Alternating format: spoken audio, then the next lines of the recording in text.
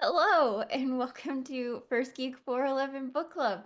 Tonight we will be talking about The Witcher: The Last Wish by Andrzej Sapkowski. Like 62% sure I pronounced that almost right. I was going to ask if you had to look it up because I have no clue. I did look it up. I feel like the Andrzej has a bit more of a zr that I didn't quite get in there, but he wrote it. And before we get into our sweet, sweet chat about The Witcher, you can find us at all the social medias, Facebook, Twitter, and Instagram as OneGeek411. Come chat with us on our Discord server. Shoot us an email at onestgeek411@gmail.com. Check out our show notes on our website, onegeek411.com.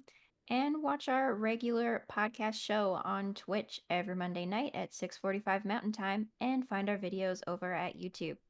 Rate and subscribe wherever you listen to podcasts, and check out our cool merch at our Redbubble store. I'm Shanine, and with me, I have Emma. Hey. Hi. And Cameron. Hello, hello. All right.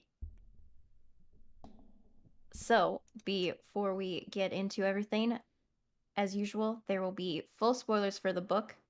We will also probably be talking full spoilers for season 1 of The Witcher. Possibly at the end, we will get to some spoiler chat for season 2, but we will make that very apparent before we get into it. Until that point, there will be no season 2 chat. Just for anyone worried. Yes, ma'am. All right. So, we have read The Last Wish, in which Geralt of Rivia is a witcher, a mutated human specially formed and trained to rid the world of monsters. This collection of stories introduces us to many of the Witcher's key relationships, the legendary monsters he has slain, and the rumors and tales that surround him. What was everyone's first impressions? I enjoyed it. Very simple read, not super detailed in terms of like world building or anything, but I feel like that kind of plays into at least Geralt's personality as the main character. I enjoyed it Mm-hmm. overall. I agree. I really enjoyed it. I was honestly surprised how much like season one of the TV show it was. Like I was not expecting this to basically be the book of season Yeah. one of the TV show. Um, and so, um, but yeah, I really enjoyed it. I liked the read. I liked the more or less what I would assume are the introductions to the bigger themes that will persist throughout the Witcher series. Um, we obviously get to see a bit more of that between having seen the show in season one and season two. But yeah, I really like it. It's a great introduction point to the fandom. Yeah, I agree with both of you. It was very enjoyable. I think segueing into our next question and how familiar we are with the Witcher world, the only thing that I had been exposed to previously was season 1. So I only had that perspective on The Witcher. And I think the book was a little like funner almost, like not quite as serious all of the time, which I It wasn't expecting. it felt more bantery. Mm-hmm. Yeah, Yeah. and just more like the fairy tale aspect and stuff too. Like I feel like that didn't quite come across in the show as much, but as I'm reading it, I'm like, "Oh, Yeah. these stories are literally all Yeah. based on fairy Yeah. tales." I feel like Yeah. they do hit you over the head a bit harder with it in the book. That like, Yeah. hey, this is the fairy tale. Hey, wink, this thing's a reference to that. Wink. You you Like, literally get the sense that yeah. he's reimagining like Snow White Mm-hmm. and Cinderella in an outsider's perspective, which was very enjoyable and very delightful of like seeing these, very well known, very common, often considered like quote unquote Disney storylines in a completely different way, where maybe the beast was really just a young, naive kid who didn't really know what he was getting himself into. Sure, he did some messed up stuff, but like now he's just like, I'm kind of, learned my lesson on my own. I didn't need someone else to come in and whatever. But it was very enjoyable of just seeing the common traces, but in a new way. Um, For me, I'd like briefly played the Witcher 3 video game. I say briefly, like I probably played like 5 to 8 hours, which for some games is like the whole thing. And then for The Witcher, I was at like level 3 or whatever. But I don't even think I found like better equipment. Um, and so I'd played that and then seen Witcher season 1, and then yeah, that was all I had really going into it. yeah, I'd had about the same, except maybe a little more of the Witcher game. I think I'm at like level 6. I play it off and on. It is a little more challenging to level up unless you like really search for it. Um, but overall, it's quite an enjoyable game. Um, but because of the show, I'd been wanting to read the books. So, as I mentioned, this last Monday on our last full proper episode, I was really excited that we were going to read this because I'd been wanting to. So, Yeah. So, what was your favorite part? I kind of anticipated this. I really liked the Blaviken stuff with Renfrey. Um, and I say that because that's probably one of my favorite episodes of season 1. So it was one of those that I just felt like I would probably enjoy this. Um, and so I really enjoyed kind of the back and forth there. And no spoilers for future questions, but surprise, some of my quotes come from that chapter. But yes, I really enjoyed that part. I like Renfrey a lot. Um, yeah. I think for me, it wasn't any one specific moment, but sort of the several moments throughout where you do see the different takes on famous and well known fairy tales. So, as I mentioned and talked about a little bit earlier, like um, Snow White and Beauty and the Beast, like just like seeing those throughout, it really is very clear. But they didn't just do it in a very regular, common way. They really like either mention something in passing, Mm-hmm. in a conversation or whatever. That's just like, oh yeah, there was this one thing that happened a long time ago, miles away, with this one chick who like tried to steal her stepmother's throne or whatever, yada yada. Like it was very just unique in taking the um, fairy tales and sticking them into this world in a way that is very clear. They're referencing those fairy tales, but also like makes them feel unique and like putting a little spin on them to fit Mm-hmm. them into that world of just like he's kind of copying some fairy tales and some of the stories that we read, but in a way that is different and new and exciting. So that's just I enjoyed nothing really specific, but just like that, like those stories specifically in which we see him shining a different light on fairy tales, even if it's just in passing.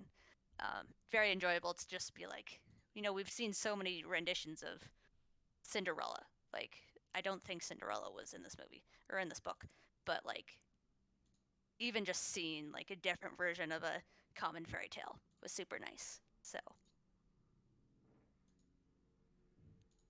Yeah, I think my favorite was the banquet in Sintra, Mm-hmm. which is based on, I believe it's a German folk tale, Hans my Hedgehog. And I I really like that folk tale, so it's fun getting to see it. Like, I think that's like the one tale that did stand out in the show to me. I didn't know that. I didn't know that one was a reference. Like that was one that Yeah. yeah, I wasn't familiar with, and so Yeah. Um yeah, that folk tale does have the whole kind of um what is it? law of surprise type thing in it too. Hmm. So, um, yeah, I Well, think and that's just such a unique concept in general. The law of surprise. Mm-hmm. Anyway, continue. yeah, think I first heard that story in Jim Henson's The Storyteller. Um, so highly recommend watching that. It's on Prime in Canada. It might be on Prime in the States.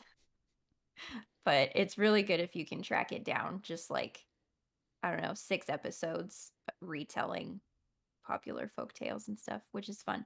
But yeah, so I liked it in the show, so I was expecting to like it in the book, like you said. So that was fun. I like that story. Mm-hmm. Um and yeah, just another favorite bit was how Geralt kept calling Dandelion his friend. Yeah. Yeah, I was kind of surprised by that. It made me so happy. Like, I do have to mention I tweeted this out earlier this week, I think, or last week, but in the show, the bard is named Yaskir. In the books and the video games, his name is Dandelion. For viewers who don't know this, I was curious and I googled it. But Yaskir is the name given to him in Polish. So the books were originally written in Polish because the author is Polish. Miaskier is the Polish name for dandelion. It essentially translates to buttercup, but when they were translating it to English, they felt that dandelion was a little bit got a point or got across the kind of joke or point of that what the author was going for. But in sort of the jump, Yaskier in the show is the same as dandelion in the books and the TV show. So I just think that's cool that with the TV show they went back to his original name. So it does Yeah, feel a little that's weird that cool. he has the only translated name. yeah, Like, I mean, I say that as an assumption. I guess I don't actually know that, but it just seems like Yennefer is not translated to Jennifer or anything like that. It's left that way. But we got Dandelion. who knows? Yeah. But I was like, oh, I wonder where Yaskir is coming into all of this. Where is he? So then I Googled it, and I was like, oh, same guy as Dandelion. Never mind. Good to know. Yeah, I just love that show Geralt is so hesitant to admit any amount of caring for Yaskir, and then book Geralt is like, yes, Dandelion is my friend, I'm my best friend. obviously. They do say opposites attract. Okay. Any least favorite parts? The first page and a half, 2 pages seemed Yeah. odd and Why? unnecessary. Yeah, it's such a weird introduction. I think we've all talked about this off air, or in post show chats or something. But what is this for introduction? people who haven't read the book, the first page and a half or two is essentially Geralt having a one night stand, to put it nicely. So that's about that. It had absolutely nothing to do with anything else, and I was just like, okay, that's a way to open a book, I suppose. Like I think it gets referenced later on when he's at the temple with Nanakit, but it's just so out. You can just reference Yeah, it. exactly. It's one you of know? those that I don't feel like we needed to start the book this way. No. But it's just here it is. It definitely made me very nervous for the rest of the Yeah. book. But Yeah. then everything else in the rest of the book is just implied Yeah. Yeah. and stuff like that. But yeah, that first page, I was like, whew, all right, getting All right then. right into it. Yes. No pretext or anything. Just yeah. So that was just I feel like maybe if you took it and stuck it later in the book, okay, it might make a little more sense. But Yeah. even then, why? What? Yeah. So, because the thing that confuses me is that as our introduction to the character, Geralt isn't a ladies' man. No. This is not setting up his character in any way. For what's he's. I mean, obviously he has relationships with people throughout the book, and but like this is not like a defining trait of him as a human being. And so it's just like such a weird, like, here's your first impression of this character. Yep. Just weird and odd. For me, my least favorite part, I didn't like The Last Wish as much, like the actual like story that, you know, is the namesake of this. Yeah.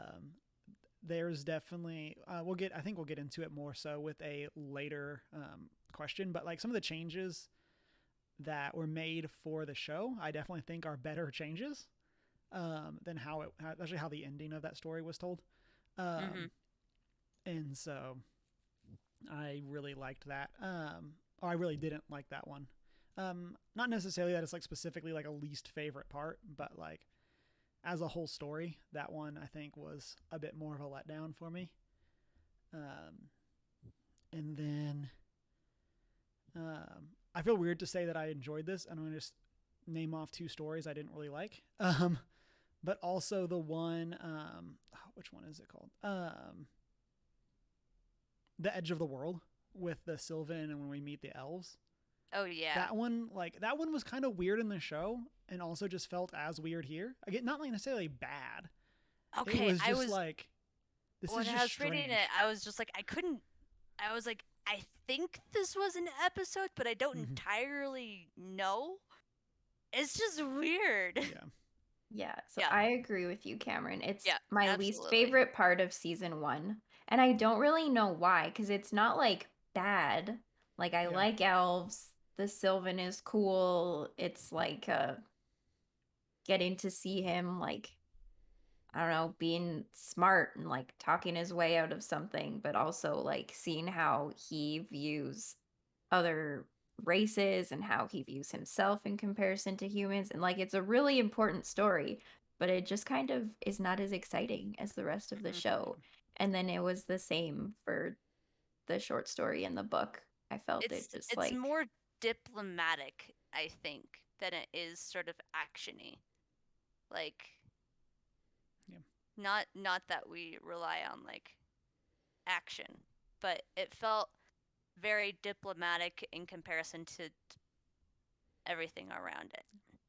And I think it's also not good diplomacy. Like I think that like maybe that's my problem with it, is it's like, here's a story about Geralt not fighting, and then but he doesn't not fight very well. Right. Like it's one of those that's like, we have no reason to believe he would actually be good at this. Like literally from everything that we've seen up to that point in the book.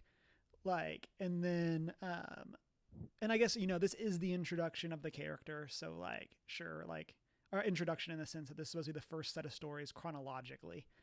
So like, okay, so maybe it's a little harsh to say we don't think he should be good at diplomacy when this is like the 3rd story or whatever about him. But like, it just seems so out of character for how he handles this.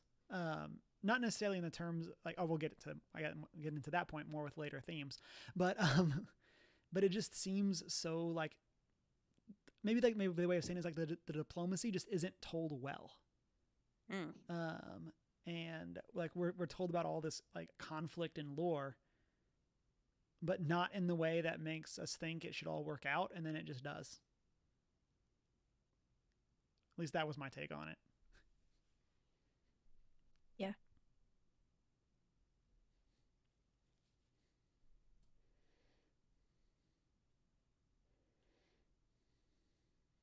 All right.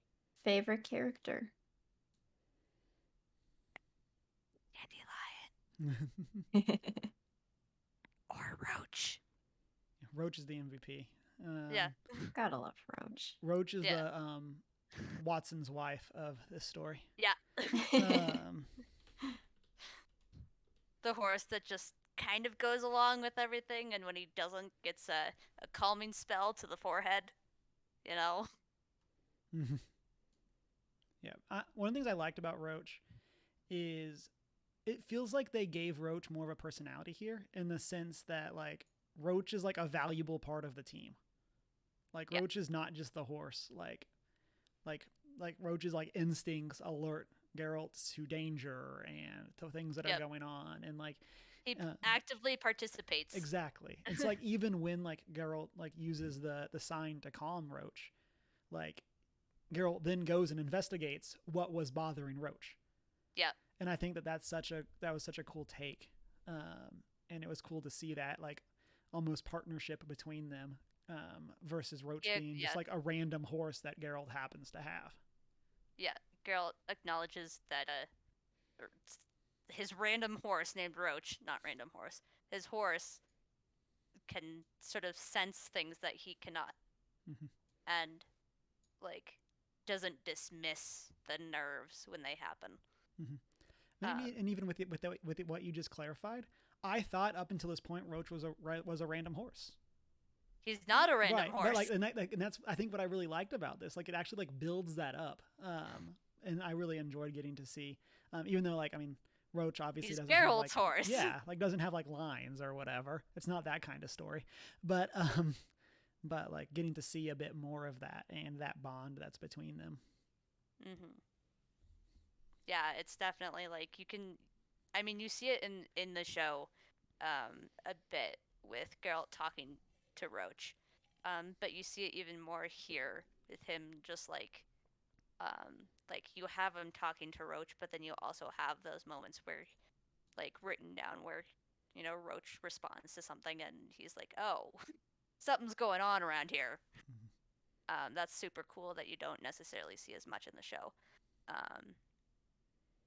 But Dandelion's also, pretty similar to, how he's portrayed in the show, and still a delight to have around. Interrupts when he isn't supposed to, and is kind of like the comedic relief who does stupid things and doesn't necessarily listen when he's supposed to, and gets them into more trouble than they should be in, but essentially just makes things exciting overall. So I think those are my two.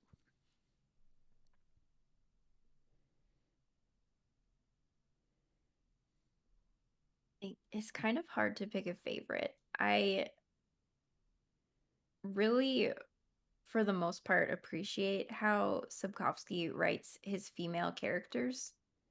So I love Renfrey, I love Yennefer, I love Calanthe. Like, they're all just cool.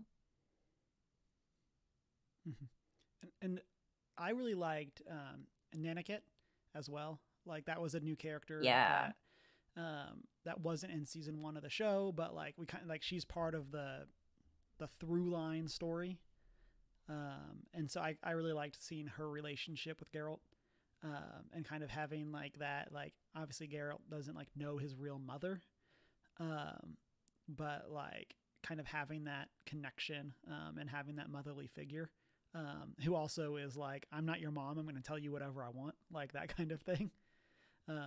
And so you're not allowed to go out, your throat's still mending. Yes, like stuff like that, of like, this isn't just me being polite, this is me giving you an order kind of thing. Yep.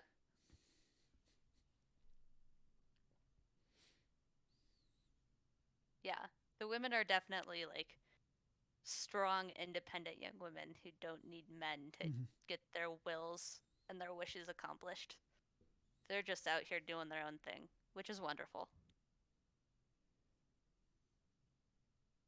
Yep. All right. Any least favorite characters?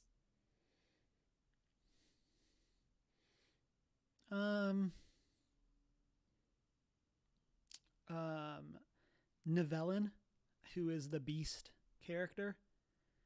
Like,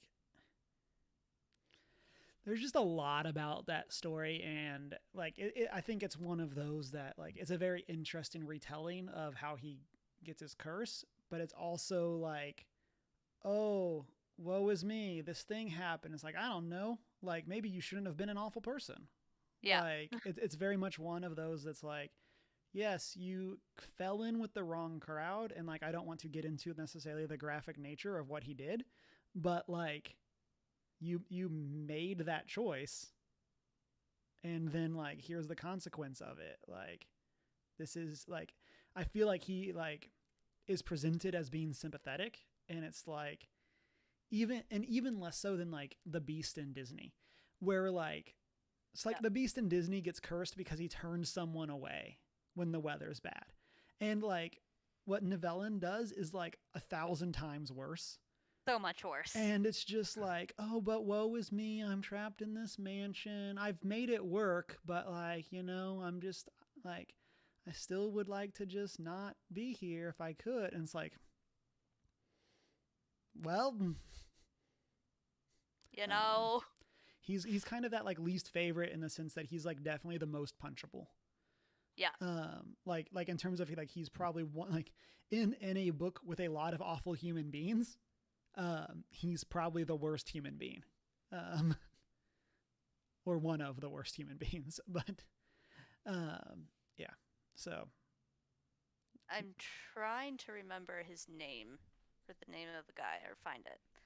But there's that one story towards the end where Geralt essentially gets challenged to a duel by a knight for whatever random reason, but he's not allowed to use a sword or anything. Mm-hmm.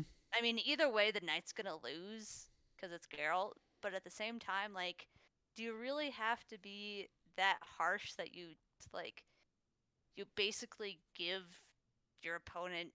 If you refuse, you're gonna get hung. Mm-hmm. But if you accept but hit me with the sword, you're gonna be sent to jail. Like, Tailies either way, is the name. Either way, he's gonna lose. Like, I know you're going up against a Witcher and like you're frightened for that reason or whatever, but also like,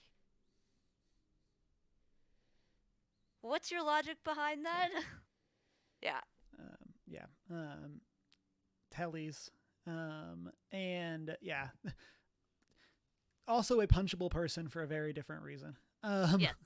Like, I mean, for the reasons that you outlined, Emma. But yeah, also a very punchable person.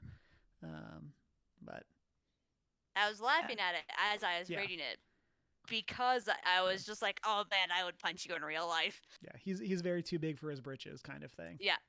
And so just like, yeah, he was the first one to come to mind for me too. And I don't know, he's so annoying and like just very like spoiled brat behavior, and it's very rewarding to see him get what he deserves in the end. Yep. First of all, you think you're that good to bring a Witcher down in that position. Second of all, like, It's like, and so this is going back to, I'm bringing us back to a previous thing. So like my issue with the edge of the world. So, but like what I liked about this part is that it shows Geralt is smart. Like this shows that he is smarter than him literally using or trying to use diplomacy to solve a problem. Yep. Like the problem solving that he has in like the 10 seconds of this fight occurs is way like made me way more believe that he's an intelligent person than like the whole other stories that were supposed to illustrate that he's intelligent. It accomplished a lot more in those like 3 pages than the rest of that like Edge of the World chapter did in like 15 or whatever. But it's like he eventually wins by forcing the knight to, shove his knife into or his sword into his own face, which is just like, that shows a lot that if you can work with limited capacity against someone with more and succeed, that says a lot more about Geralt in that situation. And like, yes, the knight was a bit of an a-hole, if we put it nicely. Yeah. But he got what he deserved. So. And then I love this scene for what it shows about Geralt. But punch that guy in his face. Tailies, not Geralt. I would not risk punching Geralt in the face.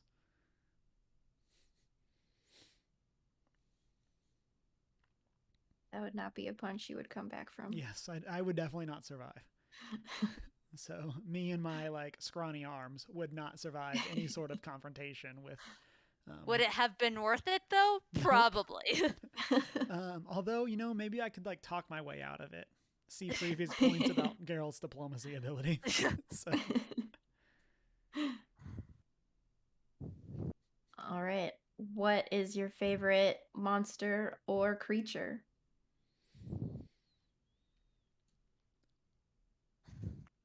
I really I like think. the. Oh, go ahead, Emma. Oh no, go ahead. I have to fully get my thoughts together. I really liked the Striga. Um, it's one of the first monsters that we really see, and I think it's like a. Again, it's one of those. It's a very cool episode of the show, and kind of it was a very cool representation of kind of like setting up that like Geralt is not just some random guy with training and a sword.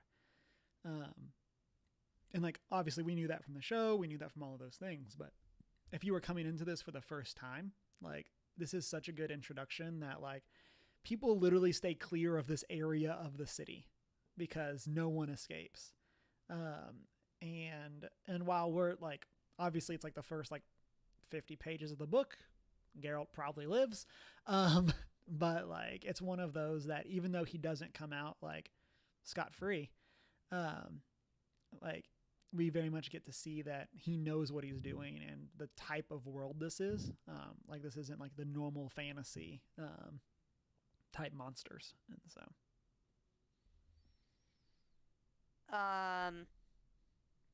Yes.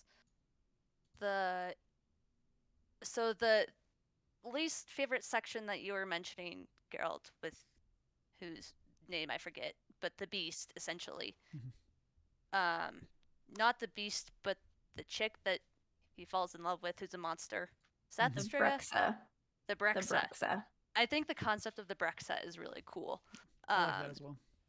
And that was, I'll just mention that we see that episode in season 2. That's all I'll mention. But I really liked that concept for a monster, and it's one that we don't like see as like popularized or whatever.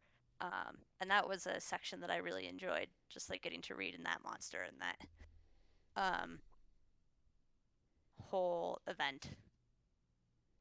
And then I also enjoyed the like sort of slightly different take on genies that we got towards the end because that was really cool.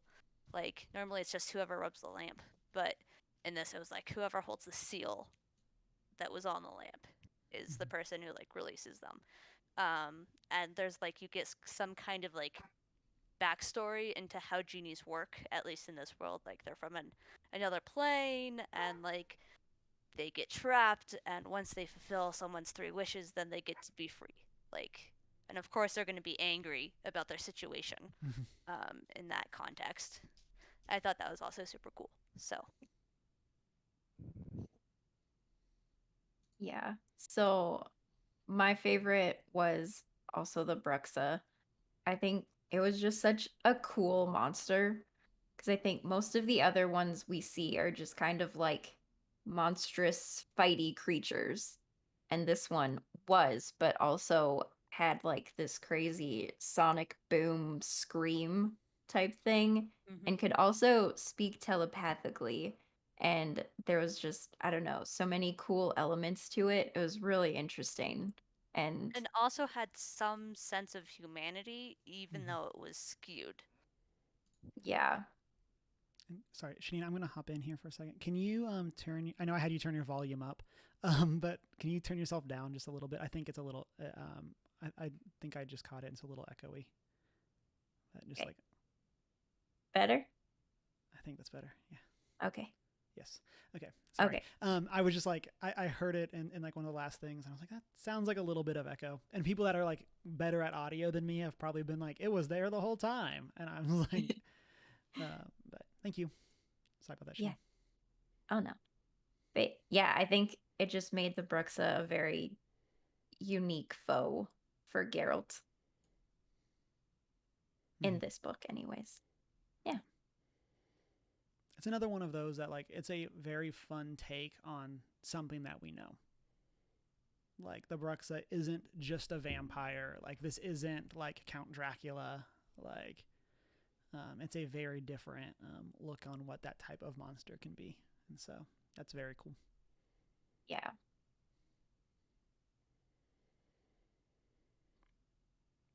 All right. What did you think of the narrator?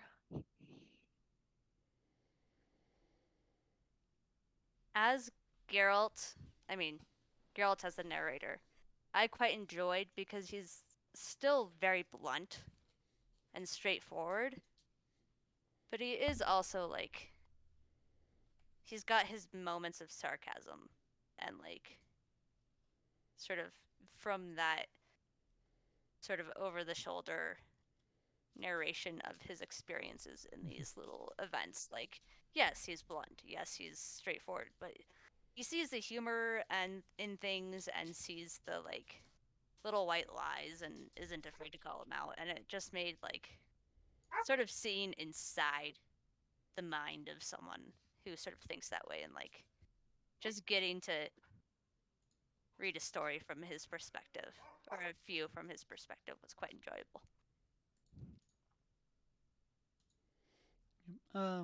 I have no strong feelings either way here. Um, there was a narrator, and I didn't dislike it. Um, yeah, I don't necessarily really have. There's some good world building that we get through the narrator, but it wasn't anything like some of our previous books. But like I definitely stopped mid sentence there. Like some of our previous books where the narrator feels like a much more like integral part of the story. And this one, it just kind of felt like, yes, there is a narrator telling us about things that are going on. I didn't necessarily like really have like anything that stood out to me because of that.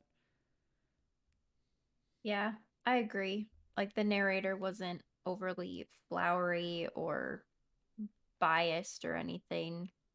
Didn't feel overly unreliable about anything. It's a fairly factual Mm-hmm. narrative, I guess.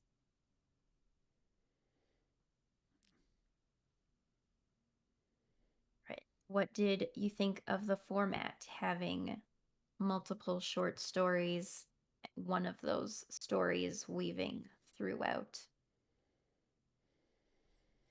What was the one leaving throughout? It was the voice of reason. We kept going back to Geralt at the Temple of That's right. Melatili. Yeah, with Naniket, it's the one where we Yep. meet. That's where we meet Talius for the first time, and his Yep. his crew of definitely not corrupt knights. Nope. There's Definitely not. there's no way that these guys have not like shaken people up for extra cash. And so I liked this. I wish we'd got to see more of the other characters. It kind of um, it felt a little strange that we basically like we get references to like Yennefer relatively early on in the story, but then she doesn't show up till the end. And so it's one of those that like I was kind of expecting that we would have more with those characters that are like I mean especially like the main four from the show. Obviously we get a good chunk of Dandelion, but we don't really get much with Yennefer, and Ciri doesn't even show up. Um, how dare she not be born yet? And so, yeah, and so like that was definitely something that I thought was weird. Again, not bad. That was just something that I was kind of expecting that we would see more short stories focused on some of the other characters. But overall, like I really liked this format. I liked the idea um, of giving us these like windows into these past events. And I will definitely say I did not realize that the voice of reason was the name of that story, like that weaved throughout until like the third chapter that it, like that or the third time it comes up, and I'm like the voice. We've already had the voice of reasons. What is going on? I didn't even pick up on that, so Yeah, it just like because like the other chapters would obviously change titles to whatever they were, and I was just like, what is going on? And I was just like so confused by that.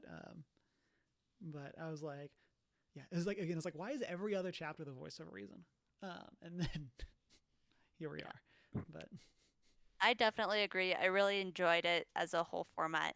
I think that like sort of other part of it for me is also knowing that like at least with the collection of Witcher books, There's a couple that are short story format, and then there's a couple that are like full on novels. Because I enjoy short stories in these sort of like fantasy worlds, but I also do enjoy like one longer story. Um, and like this was a great introduction into the world of The Witcher and the continent and everything going on. It's a great starting point of getting familiar with the characters and all of that, um, instead of just being thrown right into it all. Um, and I just think it's nice that the collection as a whole has both, rather than just having like a series of novels or a collection of short stories that exist around one main character.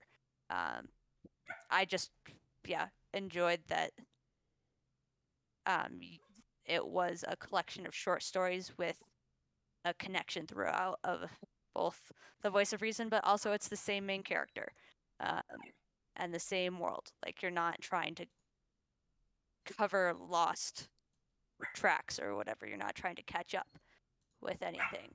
So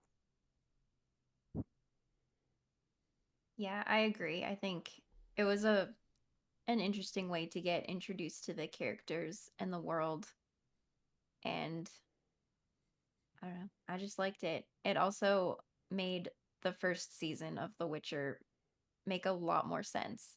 Like, I already liked the first season. I know a lot of people were upset about the whole timeline thing, but I really liked it. Oh, we'll talk about the timeline thing.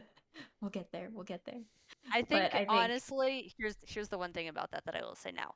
The whole timeline thing would have made more sense had I read this book first. That's it. yeah. Period. End So, of sentence.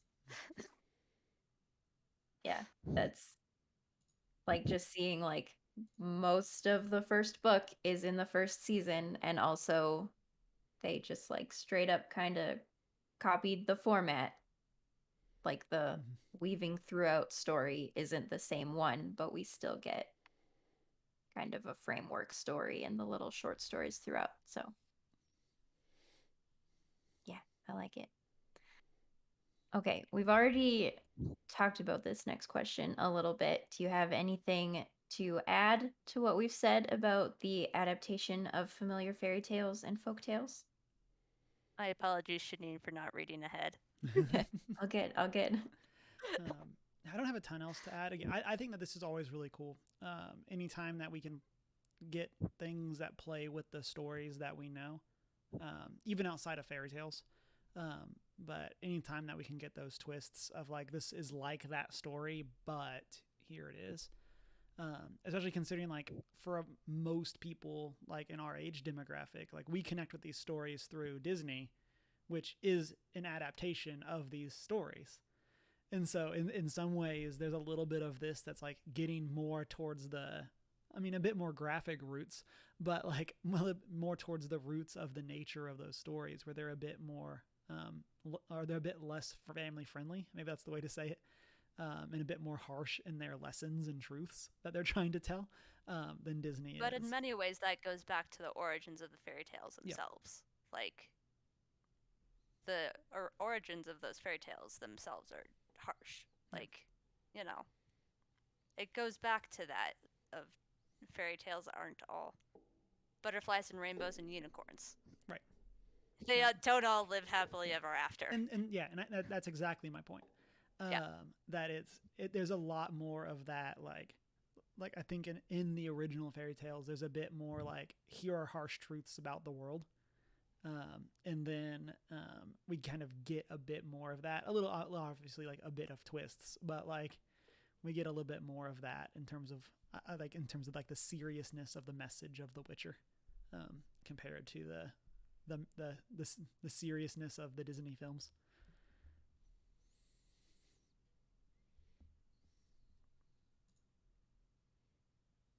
All right. So let's chat about season one and compare our book to the show. What things did they get right? What things were changed that you liked or didn't like? what are your thoughts? So I referenced this earlier. The change to the last wish I really liked. Um, I found myself not remotely caring about anyone in this village where this is going on. I'm really glad that like in that episode of the show, it wasn't just like here's a bunch of characters that we're not gonna care about. Oh, and Yennefer's here. She seems interesting. I liked that the way that that episode plays out. It's very much about them, not necessarily about like what's happening to the town. It's like even I think in this episode it's even like secluded. Like it's actually not happening in the town. It's happening in like the mansion on the edge of town. I could be misremembering that, but like it's very much just focused on like the main cast, which I very much enjoyed compared to that story. Yeah. I definitely feel like overall, like I agree. I feel like overall they did a really good job of taking the stories that they did take from this and adapting them to the screen, and sort of translating them, especially with like despite how confusing season one was with the timeline, like once you sort of understood that, um, like what was happening there, um, hold on, root.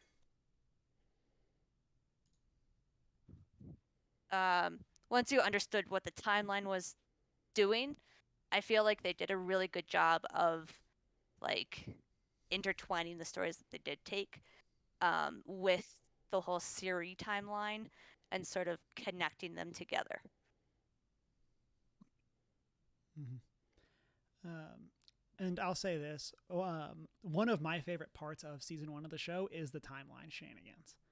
Yeah. And like I loved it, and I'm a fan of shows when they say you don't have to get this right away.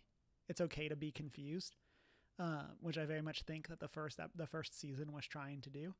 Now you can argue how well they pulled that off and things like that, but I really liked that take. And honestly, I feel like if the show would have just been pulled from this, it would not have succeeded very well. Just because like so much of the strength of that was their core 4.5 characters. Depending on how like obviously you have Ciri and Calanthe that kind of like trade places throughout some of the stories. Like Ciri isn't necessarily there that much until the very end. In which case Calanthe dies, and that's kind of when Ciri takes over that storyline.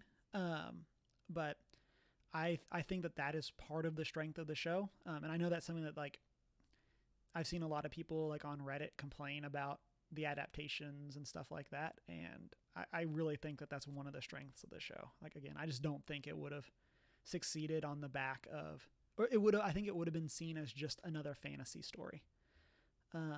That has a good following, has all of that stuff, but I don't necessarily think it would have done nearly as well if it was just on the back of Geralt.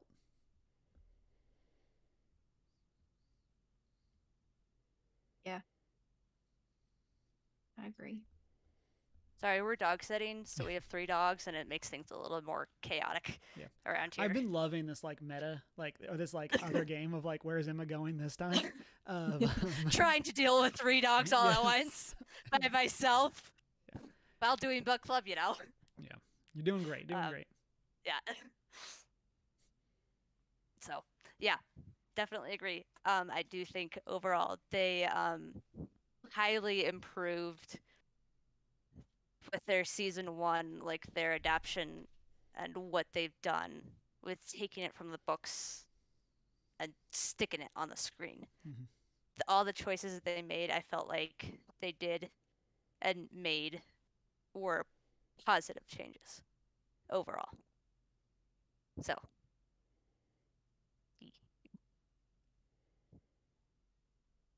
yeah, I think the biggest change that stood out to me was to the Edge of the World story with the elves and the Sylvan and stuff. Like they cut out an entire character for the show that was basically the character that saved Geralt.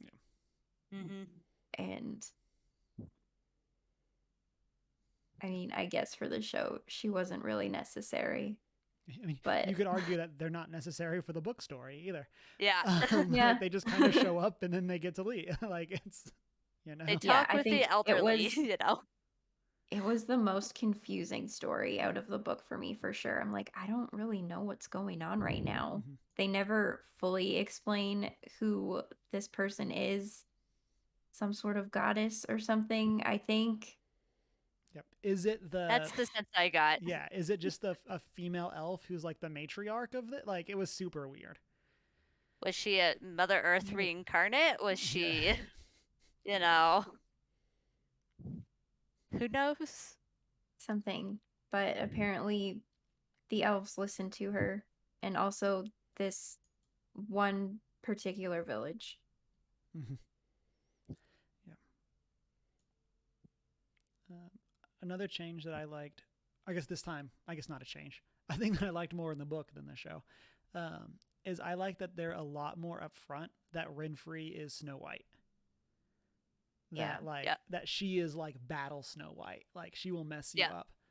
But she's very much like, and it kind of even gets into that like what's the truth in fairy tales of like it talks about her going and living with a group of dwarves and like convincing them that like it's much easier to just steal money than have to mine it, like stuff like that. Like I really liked that we get a lot more of like the background for why Renfrey's doing what she's doing. Um, and so I thought that was like just fun background detail, and kind of getting more of that, which I think would have been hard to squeeze into the episode, especially like really as I think the introduction to the show, right? Isn't that episode 1? I think it would have been very weird if for episode 1, yes, that is episode 1. If they would have just come in and been like, hey, Geralt's gonna kill Snow White. Here we go. But like in the book, I like that extra background. Yeah. Yeah.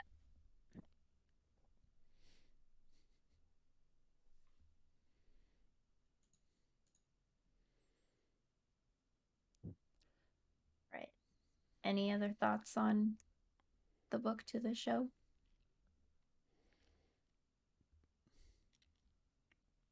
All right. So we discussed this a little bit. I think it was post-show chat on Monday. But as we have also briefly stated earlier, the Witcher universe has a lot of adult content. So, as a Christian, how do you personally deal with this? And how do you view this content in the context of The Witcher, and what do you think is its purpose? So I guess we'll start with how do you deal with content like this? I think for me, like content like this, I tend to be selective about it. So like for example, I've only seen half of the first season of Game of Thrones because that was a very like it is also very adult content centered. And I personally just felt like it did not contribute to the story and was not informative to that world in much ways. So I was just like, you know what, if this is the way it's going, I'm not going to watch it because I don't want to, watch adult content for the sake of watching adult content. I'm going to, if it's going to be a part of a show, it needs to contribute to it, to the story. So like I've only seen admittedly half of the first season of Game of Thrones. I haven't seen the rest. I've heard it's gotten better, but I just don't want to if I personally feel like it's not going to contribute, at least in my opinion, or from my point of view. The show gets worse. Okay, there you go. I've heard it both ways. Well, it gets less like adult, like nudity wise, but then the actual quality of the show gets worse. Right. Right. So like I do tend to I guess like if I know something has adult content, I tend to like screen it, if you will, like be like, okay, let's see where this is going, see if they're just putting it in for the sake of putting it in, or if they're actually trying to say something with it. And usually, if they are, I do personally prefer to take it in small chunks and then watch something more like family friendly, if you will, or lean on something that's less heavy hearted, as I think of it. Um, just because it's like it can be either sad or just like it's very personal overall. So like I tend to like if it makes me uncomfortable, then I won't continue watching it. Um, and that like I tend to just listen to that in my inner self of like, is this making me uncomfortable? Yes or no. Like whether or not it contributes to the story. If it makes me uncomfortable, I will like take note of that and like not really continue forwards. So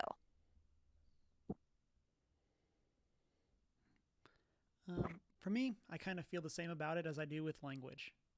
Of like, if this is meaningful dialogue and you feel the need that this character needs to drop an f-bomb here. Also, I saw the stats yep. that like season 2 of The Witcher has double the number of f-bombs as season 1. I believe it. But Yeah. like, I think it was like 48 in season 1 and like 101 in season 2. But like, but using that as context, like that never felt like poor writing to me. Yeah. Whereas I've played games, watched other things where it just felt like they were cursing because we're adults, we can write cursing. And I'm kind of the same way with like I say mature content when it comes to violence or nudity or sex or any of that stuff. Of like, if this is a meaningful part of the story and it's well told, like I tend to not necessarily have an issue with it. But if it's something that just is there because it's like, oh, we have an attractive actor or actress playing this part and we want to see them naked, like, yeah. Then okay, well that's Yeah. like now Are they doing the it line because they can? Yes, exactly. Or because it helps move the story and the character development? Yeah. Yeah. And I think a prime example in this book is the first introduction to the book that we discussed. The first page and a half. That is very just like, why is this here? But then there's the scene when Geralt meets Yennefer, and she turns herself invisible and is bathing, like in front of him. And Geralt is talking about being able to see the water. It's like, well, Geralt, you're kind of a creep. And by kind of, I mean, that's creepy. But at the same time, it does also illustrate a point about his powers, that like he is perceptive. It does teach you something about the character. Yeah. And even then, it's like, is that nudity if Yennefer is invisible? Yeah. And so that's kind of for me. And then in like a more general sense, I say as like the main 3 games that I've streamed on our channel this year have all been M-rated. With being, at least I think Control's M-rated, but being Control, God of War, and then The Last of Us remastered. Speaking of which, sorry, I'm going to interrupt really quickly. Yeah. Can I call dibs on streaming Horizon Forbidden West? Yeah, you can. Yeah. Okay. Continue. And I say that, I'm going to get this out mostly because I know I'm not going to wait to play it on stream. And so I'm going to be like zooming. I might stream for several hours, yes. at a time for several days in a row, but yes. yeah. Do what you got to do. Okay. And so, yeah. And so, like I'll say in those games, I'm a big believer in the fact that you can, going back to what Emma said, within what makes you comfortable, you can participate in mature content and talk about it in a family-friendly way. Of like, I can talk about the things that Kratos does without using the language that Kratos uses, like that kind of thing. Or describing things like, even with the Beast character, whose name I forgot because I had to look it up when I said it earlier. With him, it's like, even there, like, I want us, or at least us us, as in me, I want to be tactful and I don't want to trigger people with what that can mean, but I think that it's a valuable point in discussing that character. So I want to discuss it in a way that's as family friendly as possible, without just being explicit for the sake of being explicit. Yeah. As I typically say, just because you can doesn't mean you should. And that can even come to things like, scenarios like this where, like, can you approach it from a way of being more explicit? Yes. Is this a scenario in which approaching it from that way is appropriate? Mm-hmm. That's a thing to analyze. Like, or we can discuss it in that way, or in a way, like you just said, more family friendly, or more like that's more aware of the community around you. Just because you can doesn't mean you should. Yeah. And like, I just want to reiterate that these are all like our personal guidelines and not at all what we're saying should be rules for anyone.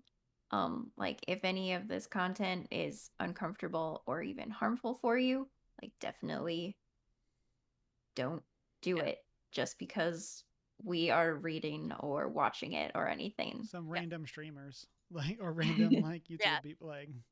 I mentioned this in our post-show chat on Monday, but like, or vaguely touched on it, but like, whatever's most comfortable for you. Like, if you hear that some piece of media has or deals with subjects that are like, are going to be harmful to you in any way, like, it is it is totally acceptable and totally fine for you to like not consume that media, or approach people who have and like get their opinions, or like people who know you personally and say, hey, I'm curious about this piece of media, but I have these concerns. What are your, like, how do you feel? Like, that's also it's just a suggestion coming from me, but like, it's, it's all about where your comfort level is in consuming media.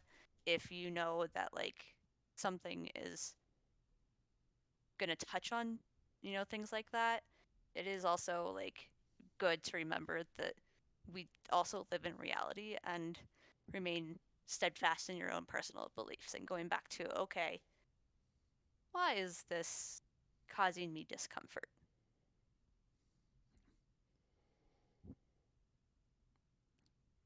To use the Bible quote, it's the idea of eating meat sacrificed to idols. Of like, is it okay? Yes. Does it mean you should do it? No. And and from what Paul talks about, if you're on one side or the other, it's important to understand where the other person is coming from. And like, and I think as getting into the Christian side of it, it then becomes up to us to be good like siblings in Christ and not come at someone on the opposite side of the spectrum and be like, well, how dare you be so legalistic or liberal or whatever, when it comes to that type of thing, and to respect people for those stances, and to like most things in life, have a conversation with them about it. And like, it's almost like the Bible wants us to treat each other like human beings. But a friend of mine shared a picture on Facebook the other day of like a church billboard outside a church that basically just said, just love everybody. I'll judge them later. Quote from God. And I think that's essentially a very good summary of what you're saying, Cameron. Is just like, be open-minded and love everybody for where they're coming from. It's not our job to like hound them for coming from a different point of view. It's our job to be open and like talk about things from our side in a way that doesn't condemn others for having a different thought. And then I'll say, like from a channel perspective, like one of the things that I really like is that we can be a place where we can have talks like this in a book club on The Witcher. And then you can also come here for Not All Who Wander Spiritually Are Lost by Tracy Rhodes. Like, Yeah. I'm going to try to do it again. I got them both last time. I'm going to try raising my hands here, so hopefully I can see it as I'm clipping through the episode, and I can add the box for it. But Assisting. yes, thank you, Emma. Because Once again. it jumps at 10-second increments, and so it's like you had to like try to catch that 10 seconds. And so, but yeah, like I really like that we can have these conversations and these types of things versus. What I'll say is I feel like some content, it feels like it's the like, well, we can never talk about that thing because someone might get offended that we talk about it. And I think that there has to be a reasonability on both sides of those arguments. And it's extremely difficult for people. I'll say for myself, like it's hard for me to see the other side a lot of times. But it's important for us to learn that it's okay that we don't have to, and we should love and respect other people anyway.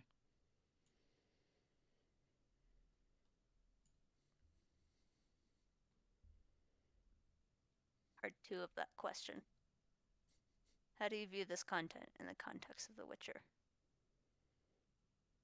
I think overall, for the most part, in terms of 99% of the book, it is very much like provides insight into the characters and who they are. Kind of like the scene that was mentioned earlier, like the bathtub scene. She turns herself invisible, but then it like provides insight into Geralt as a character. Like a lot of media, it's not perfect. There's the first page and a half of just random. Why is this important?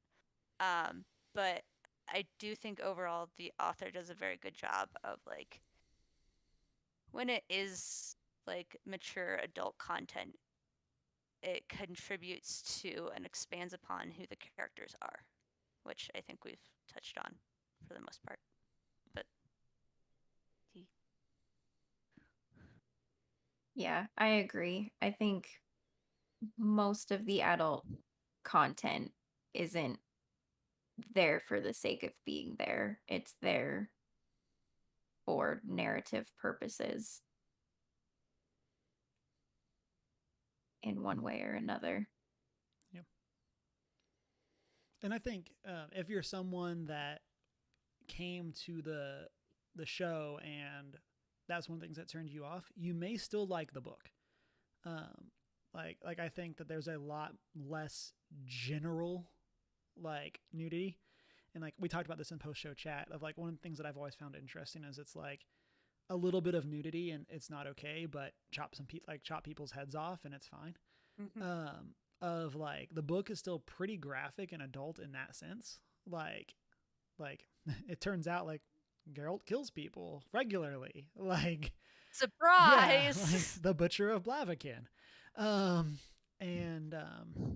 But yeah, and so I feel like especially if it was the nudity of the show that turned you off, like again, aside from like the first 2 pages, like I don't necessarily think you would have that sort of issue with the book. But obviously, to each their own. Mm-hmm. Also, shout out, I figured out the reason you were echoing, Shanine, is I had my other speaker on and I was the echo because it was coming through over here. And I was like, wait, why is it only coming through one headphone? And then that's the side with the other speaker on. For some reason, my audio didn't switch. So here we are. Can't win them all, everyone. All right. Technology, man.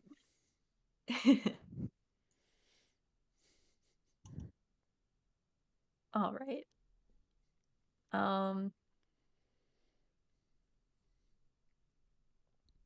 So yes, this book is probably the most adult content we have discussed in book club. But this book, strangely enough, also discusses faith a lot. Mm-hmm. Very directly. Yeah, I loved it. So how did you see the book addressing the theme of faith, and do you agree with what it has to say about that? I really enjoyed how it approached faith. At least just in terms of how I interpreted it, in the sense that like Geralt interacts with a lot of people who believe a lot of different things, and some of whom believe in gods or goddesses.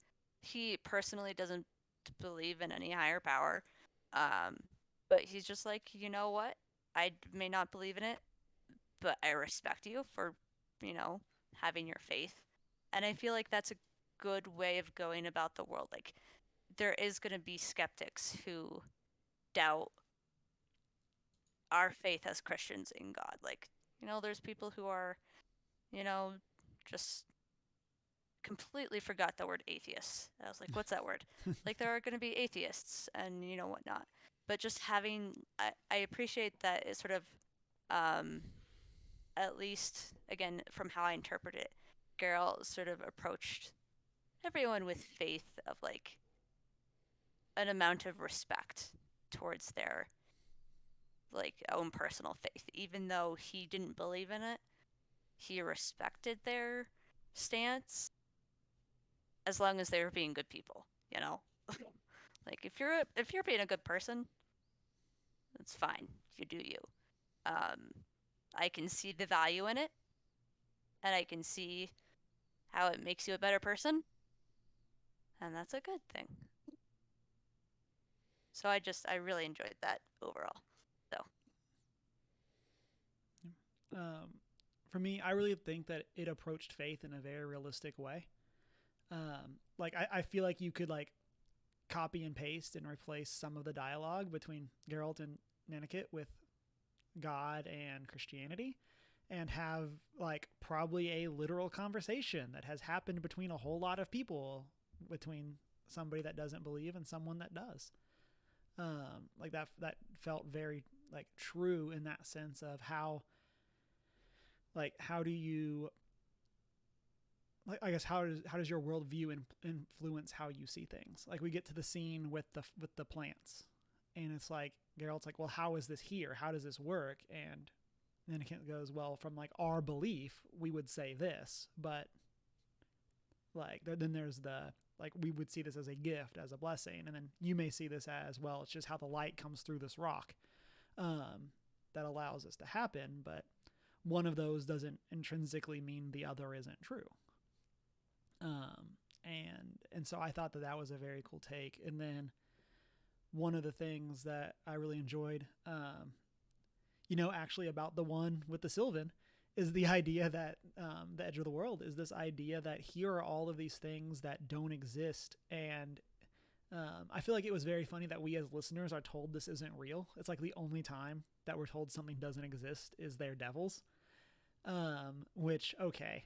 But I think that that's very interesting, of like Geralt being like, well, I can't pass up the chance to see something that doesn't exist. And I feel like that's also a very good view for people when it comes to dealing with certain like faith issues. I feel like a lot of times we're obviously very skeptical in our society. I think it's very easy to try to rule things out or try to not trust. But at some point, I think it's, yeah, you got to go see for yourself. And I think that that's a very cool spiritual lesson that we get there.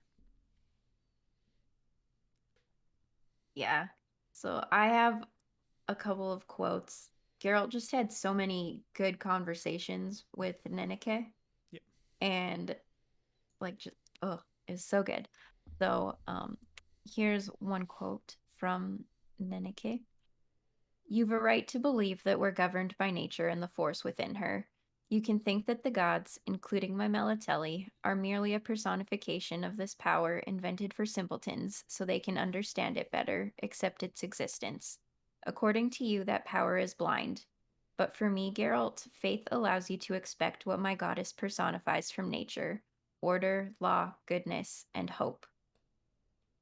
And I love the way that she talks about her goddess. Like, it seems so familiar to how I would talk about God, that he's not a blind power, that he sees us and is near to us, and that he not just is good and we can hope because of him, but that he actually like personifies goodness. He personifies hope.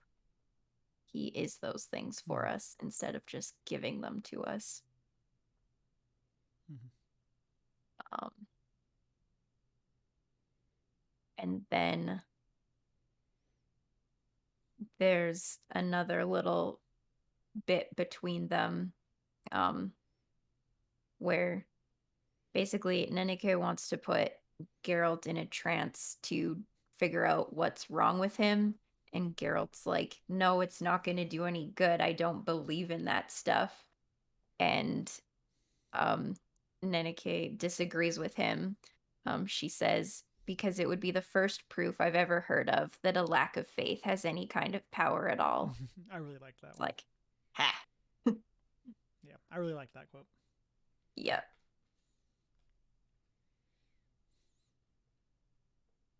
Yeah. Yeah, and I feel like this is the things that you're talking about. Like those are a lot of the reasons I really liked Nanakit as a character.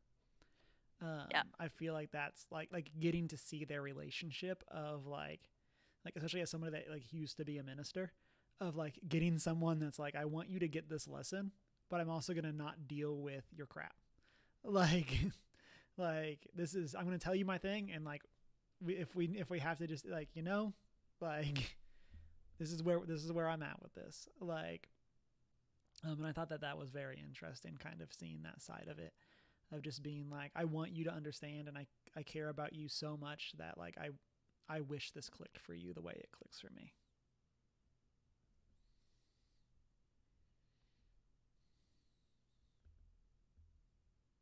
Yeah. Any final thoughts on the theme of faith? It was way more overt than I was expecting. Yeah. Like it was definitely, but solid. Yeah, again, and that, yeah, not as a bad thing.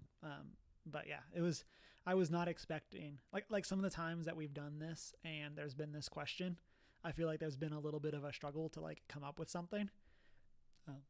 But this one like so directly handles this idea that it was very interesting as we were going through. Yeah, and I like that it's still included as like a discussion and not like, Yeah, I don't know, like a moral lesson or something. it Like doesn't it's leave just with us as listener or us as readers. It doesn't leave with us expect or us knowing if Geralt or Niniket are right. Mhm. It's not the like, well, in the end, the goddess showed up and saved everybody. Like, there's none of that, like that type of thing. And so, It's just two different opinions that are willing to coexist peacefully. mm-hmm.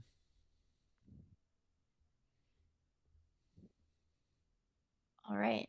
The book also discusses the theme of evil and monsters quite a bit. The whole thing. Like literally like the major theme of the book. So, what did the book have to say about this? And do you agree with that? So I grabbed one of the quotes. This is probably one of the I don't know. This is kind of the one that stuck with me, and I guess it's probably one of the more common ones from amongst the book. But it's the evil is evil, lesser, greater, middling, makes no difference. The degree is arbitrary, the definition's blurred. If I'm to choose between one evil and another, I'd rather not choose at all. And so that's, I believe, when Geralt's talking to Stragobor about Renfrey. And then again, when he's talking to Renfrey about Stragobor. But I feel like there's that challenge in life, and this is one of the points that like I radically disagree with Geralt, of like inaction can be just as great an evil as action. And so I think that like for him to say, you know what, y'all are both bad, and I don't want to participate, that's one thing. But for him to be like, you know what, I'd just rather not choose. Like, it's like that's just as compliant as like siding with either of them. And so, but I really like that thought. I like the ideas that it's trying to represent. And even then, we see Geralt take action. Like, we see him go and fight according to one of the parties, go and fight the lesser evil. And so even then, we see that you can't be inactive in the face of evil. You have to make a choice. And so whether or not it's right or wrong, Yep. that's a whole other thing. But you have to take a choice in the face of evil, or make a choice in the face of evil. There we go. I do think it also like it brings into question whether good and evil are black and white, or there's a sort of like a gray middle ground. Like, because in some ways, by choosing to do nothing, you can argue that Geralt chose to do something by choosing to do nothing. And can you then say that his choosing to do nothing caused more harm than good? Assuming he didn't get involved. But overall, that gets into a whole, even deeper conversation. But I do feel like with that whole storyline happening early on in the book, it does then sort of reflect, like it got me sort of reflecting on, like, in the rest of the situations, like, you get sort of Geralt's stance in that situation, and you get where his nickname came from, the Butcher of Blaviken, and then you learn something about his stance on good and evil, and then you sort of see how that plays out in the rest of the book. For him as a Witcher, evil is purely monsters. The whatever his name is, the Beast. Geralt was like, I don't consider you a monster, even though he looked like one. Um, and like, for Geralt, he didn't act like a monster. He just had the features of one. Um, and so for Geralt, in his mind, evil is mindless monsters that attack innocent people. But then there is sort of that debate that was brought up in that whole story that you then sort of gets you thinking about how he makes his choices throughout the rest of the story. I think it is, like, I think it was mentioned in a later story or a conversation at some point in the book, but like, at least in the quote unquote real world, or at least the world that we live in, the term monster is often used to describe evil people. And I think there was a conversation in the book of like, well, aren't there purely evil people out there who aren't monsters? I don't remember the end result of that conversation, but it was a conversation that I remember stood out to me, that involved Geralt, of like, well, yes, but that's not my job to deal with those people. Um, and it just brought to mind, well, then who is? Whose job is it to hold those evil people accountable?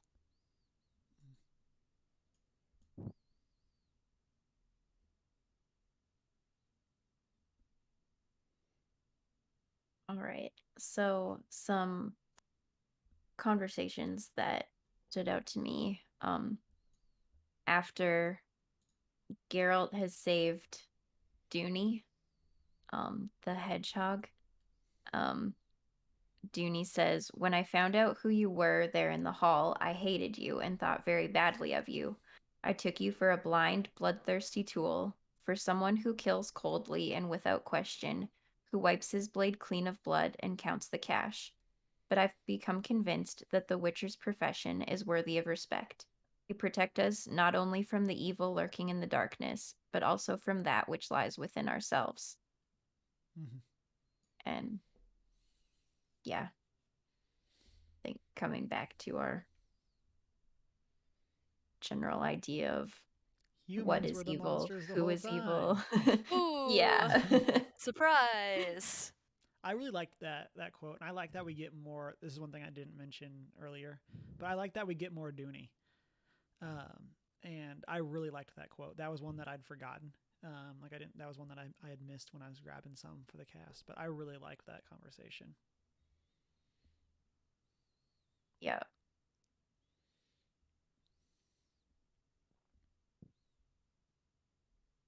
Okay, and another one which might be from the conversation that you were remembering, Emma, maybe. It's from, weirdly enough, The Edge of the World. It's actually like one of my favorite quotes from my least favorite story.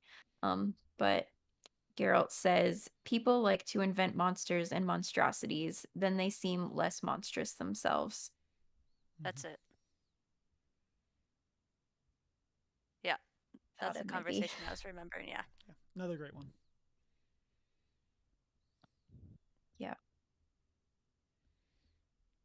They like to shift people. We as people like to shift the focus from ourselves to others. Yeah, and I think that, like, from a like world building standpoint, like you can get why like the Witchers would try to take the side of like, you know what, like all people are the monsters, and like we're not going to get involved in the land wars and the conflicts like that.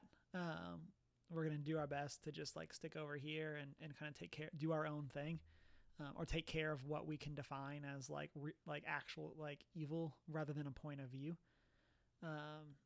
And I think that kind of plays into that where it's like, and we even kind of get that with the Witchers themselves, with their like how they're distrusted of they are the monsters that are, or they're just monstrous enough to fight the monsters with some degree of their humanity left. Like, and it's that idea of like, oh well, I may be this corrupt guard, but at least I'm not a Witcher, like that kind of thing. Yeah.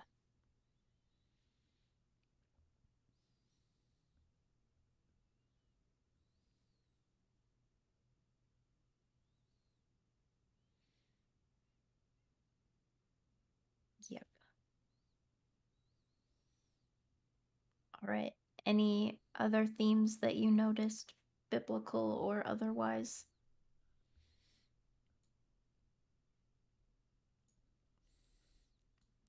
I think the idea of perception is a big theme throughout. One of the quotes I grabbed is, "As usual, cats and children noticed him first." But there's this idea of being able to notice what's going on, seeing the signs, reading the clues. There's a lot of that side of it, and like even with the Last Wish, like this is one of the things that we see where the townspeople figure out that Geralt is the one that the Jinn is granting their wishes, and they're like, well, if he's figured it out, he's going to try to do this, like that kind of thing. And there's that idea of like the idea of like the knowledge is there if you're willing to look for it. And we kind of see the inverse of this with like the Stragavor Renfri conflict of like they're both like Stragavor is so blinded by his belief in this prophecy that he can't see Renfri as a human being who's just trying to live, and then Renfri is so blinded by the pain that Stragavor has caused her that she can't see him as a human being. And they're not able to perceive each other as anything more than the monsters.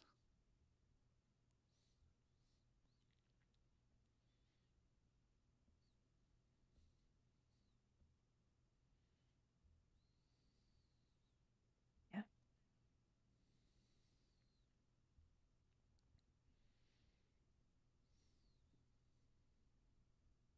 All right. Was there anything else that stood out to you or any quotes that you did not get to share yet? I had a fun quote or a funny quote because those are all the ones that I like. In the context of talking about magic mirrors, one of Nehelina's mirrors. They're chiefly used by prophets and oracles because they predict the future accurately, albeit intricately. Aridia quite often turned to the mirror. With the usual question, I take it, interrupted Geralt. Who is the fairest of them all? I know, all Nehelima's mirrors are either polite or broken. And I just thought it was funny. Of just like, either these mirrors are very nice or she's broken them because they were telling the truth.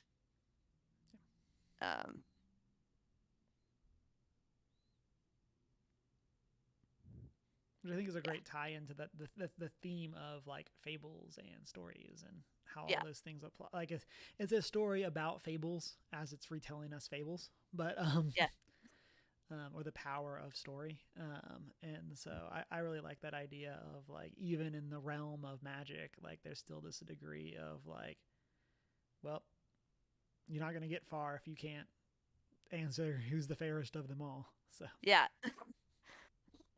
And know what the right answer is in the moment.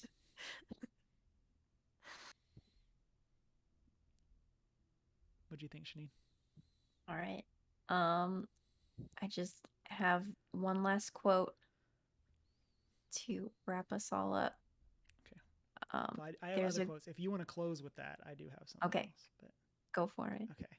So I have a quote and then a statement. And so this is I think from when they're talking about Renfrey, but it's Lilith's path will be prepared by 60 women wearing gold crowns who would fill the river valleys with blood. Nonsense, said the Witcher. And what's more, it doesn't rhyme. All decent predictions rhyme. That was one that I really liked. He's not wrong, right? Like they all rhyme, and I think that this is a good is a fun way of Geralt challenging the belief of Stregobor, that belief in like what is happening, what's going on. Like, well, you're believing this prophecy, but it doesn't even rhyme. So, and then the last thing I want to do is a shout out to the fact that they describe Geralt as doing pirouettes all the time. Oh, I know. Like that made me so happy that it wasn't just like a one-time thing, but it's like Geralt does a pirouette and then dodged, or does a pirouette and then attacks, and then like it's like, oh yeah, throwing some ballet in there. Exactly. Who's the best dancer of them all? It's Geralt. I think actually, now that you mentioned that, I think I do remember seeing at some point around when season 1 came out some piece of fan art of Geralt and his like armor, but with a pink tutu around his waist, from someone who had like read this book and got like, I just imagined him with a tutu on half the time. And it was hilarious. Brilliant. All right. And now to wrap us all up. There's a grain of truth in every fairy tale.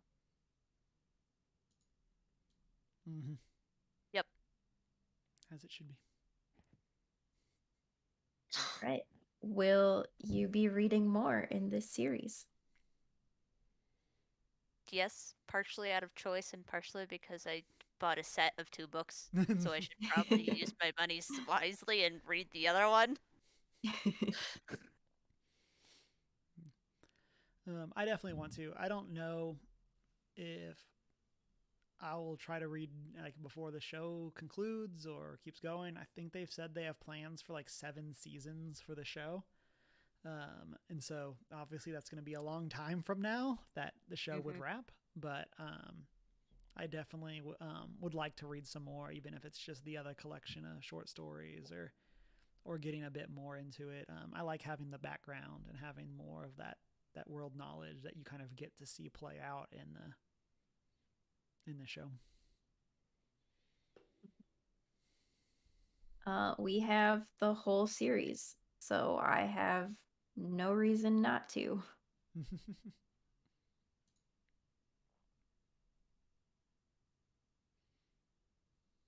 All right.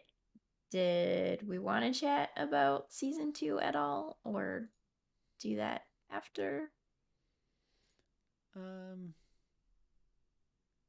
Or is it just getting late? I mean, it is getting kind of late. If we want to talk about or if there's anything about the story with the Beast, like since that's really the only direct overlap between the two. If we want to do like kind of like, I think this is episode 1 of season 2, so like Yeah. spoilers for that one episode. Mm-hmm. But yeah. So what did y'all think of how that was adapted from this book to that episode?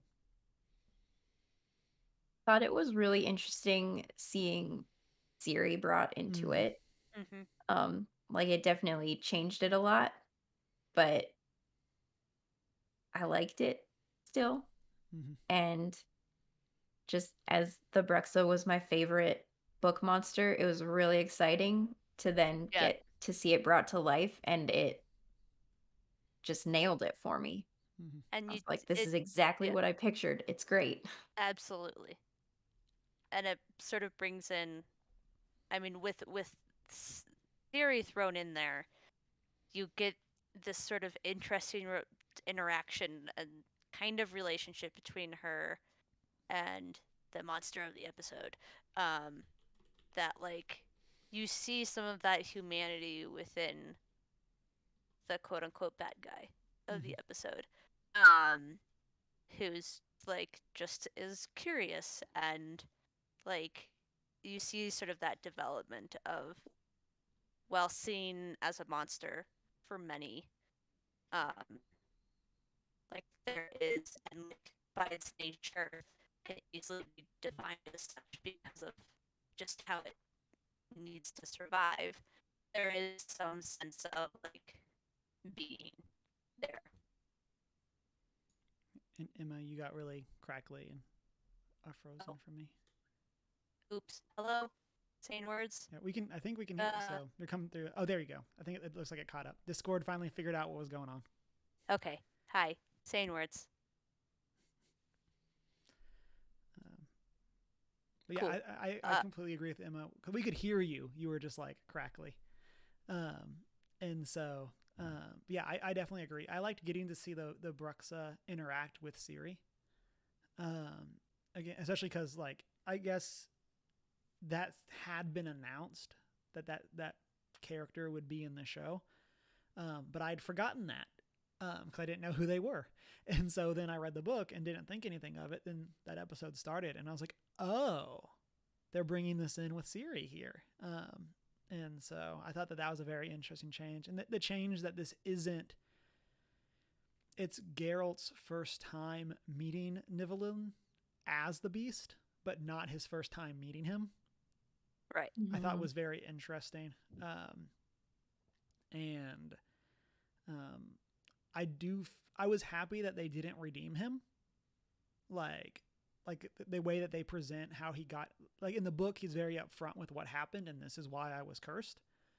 When he talks through it in the show, he kind of glosses over it, and then it comes, and I was like, wow, are they gonna really do it like that and completely change this? But then they bring it back up, and he confesses. And you also have him with the knives.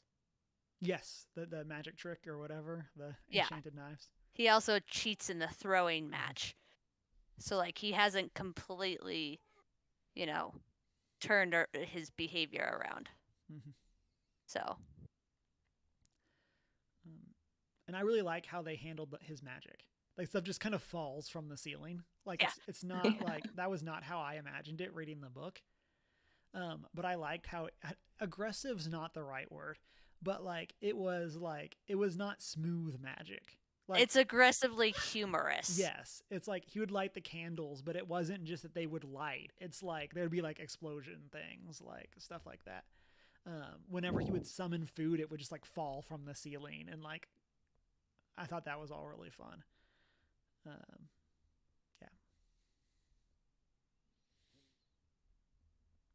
Yeah, you may be cute, but you've peed on the floor twice. Oh, classic pupper. You're a naughty dog. For reference to audio listeners, I have a small dog currently on my lap.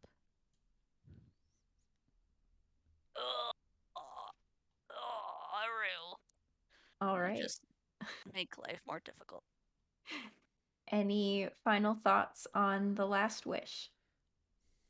I really want to watch The Hexer. What is that? So The Hexer is a adaptation of The Witcher from 2002 that aired in Poland. Ooh. And from what I saw online, it's supposed to be awful. And like the quality of it, of like when Ciri's mom screams, like it's just her screaming. There's no like effects, there's no nothing. And it just looks so cheesy, and I really want to watch it. It looks like it's 13 episodes. But I really want to watch it. Like, I have no clue where I can get this. If someone knows, please let me know. But I really want to watch this. I mean, even just these photos from this look absolutely hilarious. Yeah. I saw it in IGN did a like timeline of The Witcher, like in media, and they brought up the Hexer, and I'd never heard of it other than that video. Then I went down the rabbit hole of being like, oh my, this looks amazing.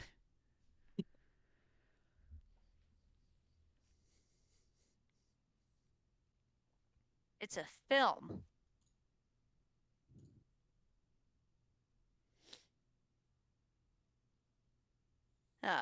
No, JK, it's a series, TV show.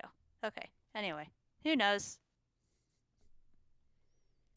Other than that, highly recommend. It was definitely, I would definitely put The Last Wish up in the upper echelons of the books that we've read for book club. Yes, I agree. Shots fired, Treasure Island. Next year, I'll stop picking on Treasure Island. But will you once a worst book comes along? Yes.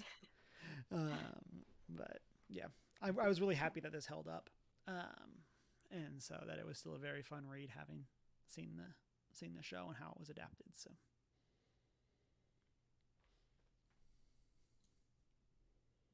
All right. Any final thoughts, Emma? I agree with Cameron. All right. Yeah, I would just say it's a really fun introduction to The Witcher if you are unfamiliar, and also just a generally fun fantasy read.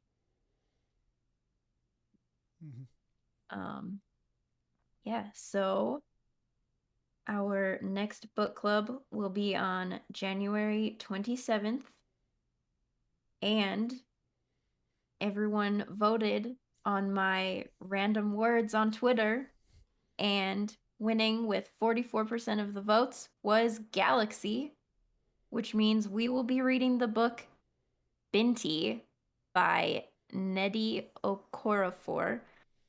Probably butchered that. I will be Googling how to say her name properly for January. But this is a sci-fi novel from a Nigerian perspective.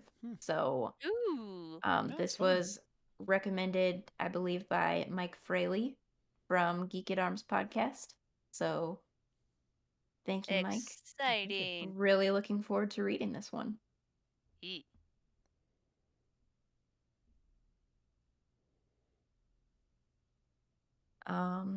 So yes, thank you for joining us for our Last Wish book club. We are First Geek 411. You can find us on Facebook, Twitter, and Instagram. Come chat with us on our Discord server. Check out our Redbubble store. Shoot us an email at 1stgeek411@gmail.com. Watch live on our Twitch and find our videos over on YouTube. Rate and subscribe wherever you listen to podcasts. Check out our website at onegeek411.com. You can find me on Twitter at the Hoot and Howl, or on Instagram, Hoot and Howl Tales, TALES. You can find me at I am not prepared with an I. No dog barking noises in the background. Just I am not prepared with an I on all social media platforms. And you can find me as Humar Whittle on all social medias. Merry Christmas. Merry Christmas. And a Happy New Year. Yay! Woo!